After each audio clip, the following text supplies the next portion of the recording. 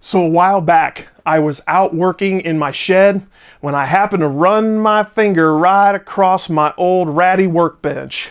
And I think if you've ever been in a workshop, you know exactly what happened next. I ended up with a splinter the size of a 2x4 in my finger. Now, I'd like to say that I handled the pain like a man, but I didn't.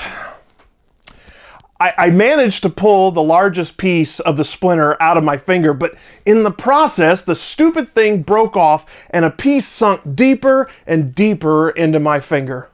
I knew the only way that that thing was going to come out was with a knife and some tweezers. It took me over an hour, but I finally managed to get relief when that splinter came out at last. Man, that was an unpleasant experience.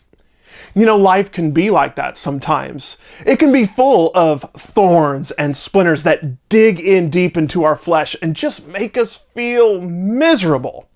And so on this week's episode of the 5-Minute Break, we are going to understand how to respond when God won't remove the thorns and splinters from our lives.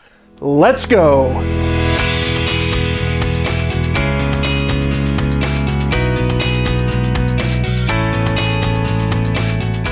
Hello everyone, and welcome to the 5-Minute Break, here to bring you some encouragement for the new year from God's Word.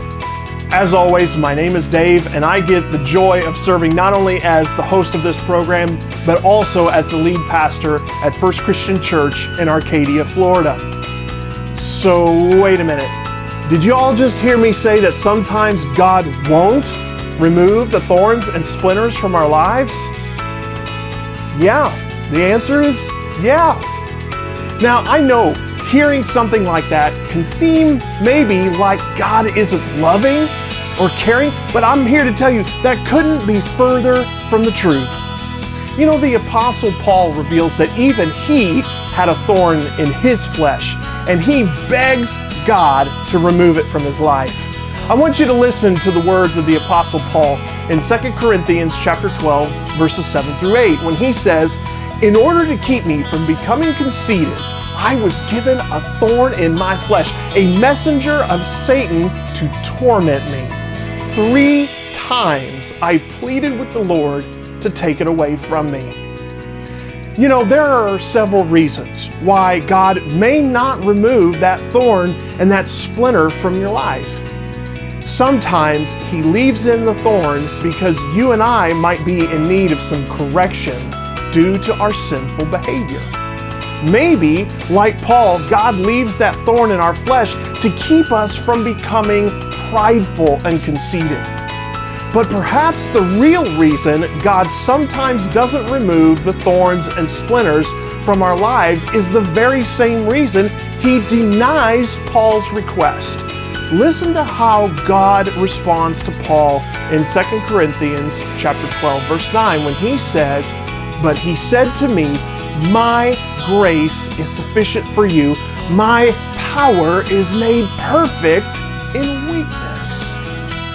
The reason God sometimes leaves the thorn in our flesh is so that we will learn to rely and trust in Him. My friend, that is what real faith is all about.